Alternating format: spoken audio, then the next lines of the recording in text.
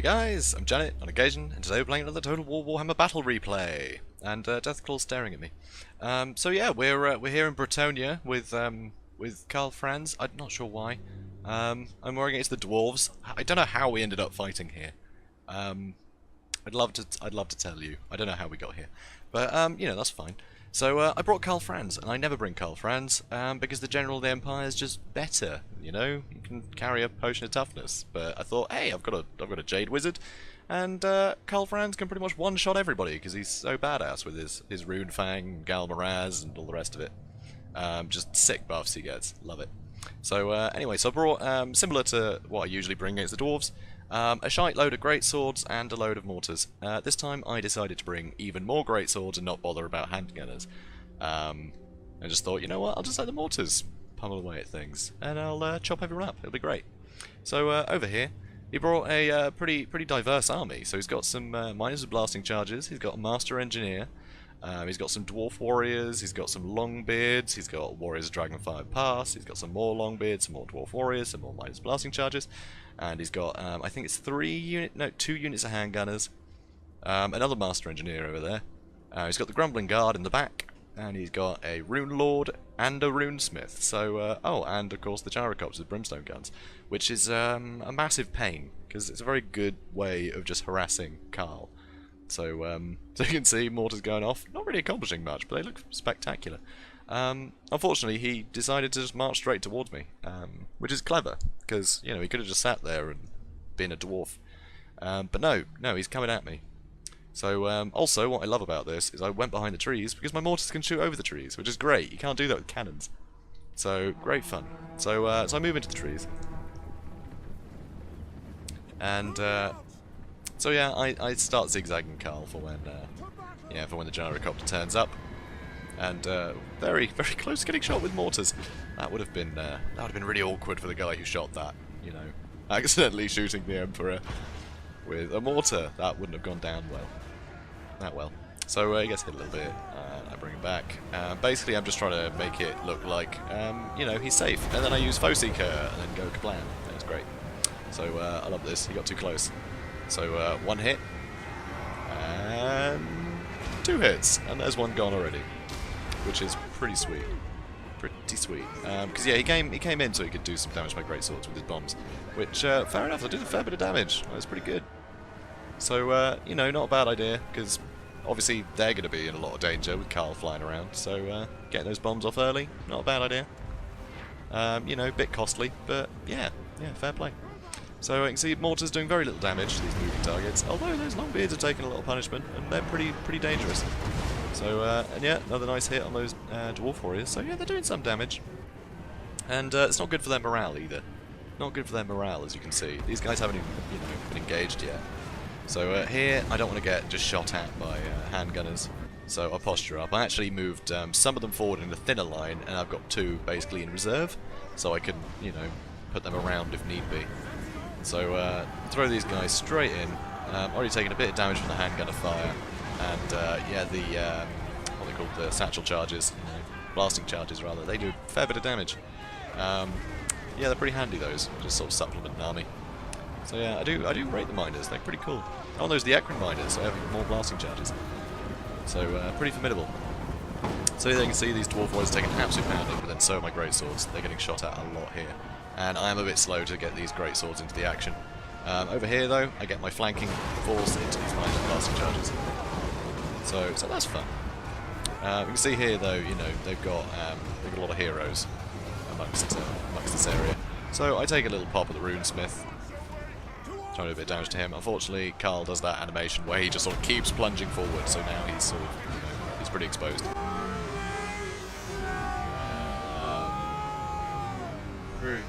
Exposed. So I get everyone on the Grumbling Guard, well, my mortars I mean. So because there's a nice blob of units here in the Grumbling Guard, incredibly good units. But yeah, you can see their dwarf warriors of Dragonfire Pass, in fact, are crumbling pretty quick here. So these dwarf warriors, as you'd expect, Longbeards putting up a good fight, because you know they will do. They will put up a good fight. So I'm trying to keep lifeblood in the middle, because the longer I can keep these guys alive fighting, you know, the Rune Smith, the better. And obviously, you know, they've got the General in here as well, so if I can damage that Rune Lord, that's also really good. So unfortunately, that first lot of great swords is gone. So that's a real pity. So I come in here with Carl again, try and poke at these gyrocopters. Because I want to get rid of those, really, because if I let them waste all their ammo on me, it's going to add up, that damage, so I'd rather not worry about that. So, yeah, bring my Jade Wizard in. So, yeah, still got great swords fighting in the middle, though. They are holding on, and I'm pretty sure that's purely because of the Jade Wizard. So, obviously, both of his Master Engineers are going to be taking pot shots at me, and also the Thunderers are going to be doing a lot of damage. Here, though, I managed to break through with some great swords. And very wisely, he intercepts me with Master Engineer, who will survive for quite a while in combat. So I try and path past him to get to the Thunderers, and I believe I do, but I think he pulls them out again, and gets the Master Engineer back on them again, which is very clever keeping them out of the fight. And obviously the Master Engineer is not going to obstruct them all, so they can start shooting into these greatswords, which is really good. So yeah, very scary for me. So Runesmith's taking some damage, the Grumbling Guard still going. These great swords have taken absolute pounding. Got a couple of units there really damaged. So I've got the Jade Wizard in the combat as well. It's only against miners, so I don't have to worry too much about him. So I come in... oh, no, changed my mind. What do I?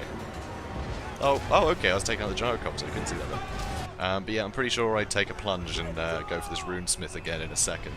Because the longer he's alive, the more runes he gets out. And the more runes he gets out, the more damage he's going to do. Just by, just by being alive. I can't have that. So same thing happens over here. He throws his Master Engineer at me, which is very clever, because it means it lets his Thunderers get away. But I do have even more greatswords coming, so I actually put these guys to attack this Master Engineer, and I move these guys on. So he's starting to have a couple of units shatter, so that's good news. But you can see, I've got guys trying to run here, and Franz is in the thick of this here. It's pretty dangerous. But I've used Deadly Onslaught and the rest of it to finish off his Runesmith, which I believe I did. Yeah, pretty sure I killed him. But he's coming out with his general, so I'm going to run away. Because I've got an Earthblood on him, so he can go off and replenish for a little bit. But yeah, he'd run out of, Deadly Onslaught and the rest of it. So I wasn't going to bother getting him into combat with the Rune Lord. I was happy to wait it out a bit, because I've got a load of ammo left on my mortars, and they're doing some serious damage. So I got rid of those Thunderers, those Warriors Dragonfly Piles are going to come back, despite the fact there's only 10 of them. But over here, these great swords are getting a bit swarmed. So what I decided to do with the guys who are coming back is just reposition in this forest. So save me from some of the damage from the Thunderers, hiding in the forest, and I've still got my mortars shooting over the forest into this blob of enemy units, which is very good for me. Here though, these great swords, they're not doing so great against that Master Engineer, unfortunately. And the Master Engineers are going to be very good at doing a lot of damage to friends. So I do actually come in here for a quick attack on the Rune Lord before pulling out again. I probably should have gone for that Master Engineer while he was on his own, because killing him would have been really nice, because he's going to be taking pot shots, which I don't want to happen. But that extra leadership of having Carl around did keep those great swords in the fight a little bit longer, and that's great for me, because they're going to be doing a little bit more damage to the Rune Lord and those Ekron Miners. Unfortunately though, they call that a day. But I've got, I think, 3 units here, and I think that one comes back, so I end up with 4 very dishevelled units back in my line. And I've got my Jade Wizard still going, so that's great. He's barely been touched. He's obviously not great in combat, but it's good to have him still. And yeah, Franz, he's getting close to his healing cap, but probably get another heal on him, which, well, will put him on more health than the Rune Lord, so that's good. So here, I just get all my mortars on the Thunderers, because they're the biggest unit, so bigger chance of actually hitting them and doing damage. So, pretty straightforward decision there. But, yeah, here you can see they do have some pretty terrible leadership at the moment. So, yeah, he starts shooting into one of them, but, I've got the trees helping, but still not great for those great swords. But yeah, so you can see a lot of damage being hit on these guys. And I get another Earthblood on all 4 of my units, so that'll help keep them in the fight a little bit longer. So that's good news.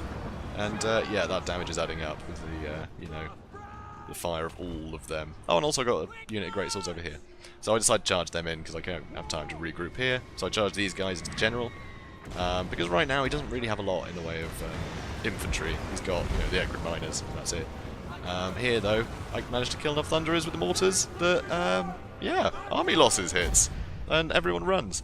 So I didn't even have to fight all of his heroes in the end, which is pretty sweet. But that was a very close match, very close. I thought that was a really fun one, because usually when I bring sort of my Empire sort of dwarf killing build, it it usually goes pretty damn well. I don't usually have any problems. Usually I've got Thunderers, but then, yeah, I think the Great Swords were a better investment in this particular fight, because he brought so many units. If I'd brought the Thunderers and had fewer Great Swords in the front, then they would have been completely overrun. I know Dwarves are slow, but, you know, they can keep... He could have just had, like, miners charge around the sides and just chase all my, you know, handgunners away, and my, you know, my mortars would have been in trouble. It wouldn't have been good. So I'm really glad that I brought more greatswords in this fight. It proved really useful, because you can see, you know, they racked up a load of kills between them, which is really good. Here, though, look at that. Ekron Miners, 75 kills. Because Ekron Miners already got more blasting charges, so they would have done a lot of damage with them. But also, Miners do have armor piercing. So against greatswords, they're a very cheap counter. Obviously, just in a straight fight. Here, you know, one of these units had clearly got to this one and completely decimated them. But, you know, just as something to pin them in place for a bit, they will get some damage in there. Which is, you know, it's pretty good. And the Ekron Miners, they seem to be a lot better. I kind of want to know the difference in stats, because I don't know if the Ekron Miners have much better combat stats, but I think they do have slightly better combat stats. Basically because of the chevrons. So yeah, they're pretty formidable, actually. But yeah, those blasting charges definitely help. But yeah, I think that was a fun one. So yeah, Gurk Monstret. Really cool name, very, well, sort of orky more than... I know it's a cross between Orc, Dwarf, and Bretonnian, I think. Gurk Monstret. But yeah, cool. Right, where am I? Yeah, if you guys enjoyed this video, comment, like, and subscribe, and I'll see you in the next one. Have a good day, guys.